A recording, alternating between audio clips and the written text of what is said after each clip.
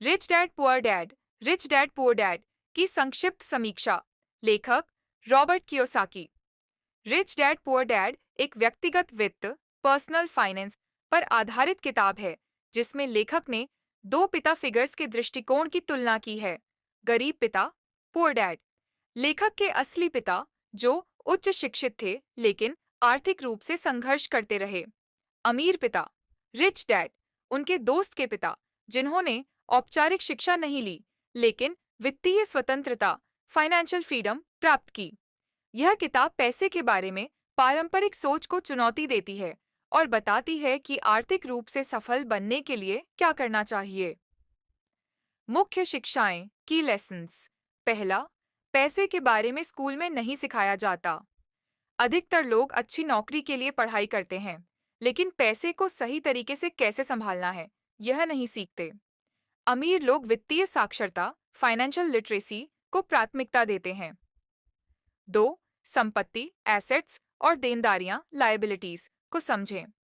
संपत्ति एसेट्स वे चीजें जो आपकी जेब में पैसा डालती हैं जैसे निवेश, रियल एस्टेट, बिजनेस।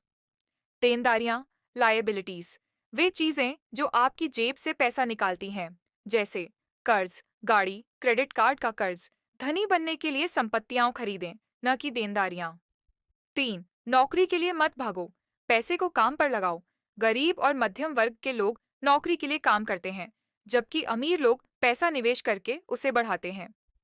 सुरक्षित नौकरी की मानसिकता से बाहर निकलकर निवेश और व्यवसाय की सोच अपनाएं। 4. जोखिम लेने से मत डरें, गरीब लोग असफलता के डर से जोखिम नहीं लेते। अमीर लोग सीखने के लिए असफल होते हैं और फिर अपने अनुभवों से लाभ उठाते हैं। 5. कर, टैक्सेस और बिजनेस की ताकत को समझें। अमीर लोग टैक्स बचाने के कानूनी तरीके अपनाते हैं। वे बिजनेस और निवेश का इस्तेमाल अपनी संपत्ति बढ़ाने के लिए करते हैं। मुख्य निष्कर्ष की टेकअवेज। वित्तीय शिक्षा फाइनेंशियल एजुकेशन सबसे जरूरी है।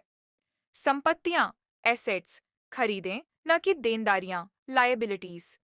पैसे के लिए काम मत करो, पैसे को अपने लिए काम करने दो। जोखिम उठाने और असफलताओं से सीखने की आदत डालें। बिजनेस और निवेश की मानसिकता विकसित करें। अगर आप आर्थिक स्वतंत्रता पाना चाहते हैं तो रिच डैड पुअर डैड एक बेहतरीन किताब है जो आपको पैसे के बारे में सोचने का नया नजरिया देगी। क्या आप इसी तरह की अन्य किताबों की सिफारिश चाहते हैं?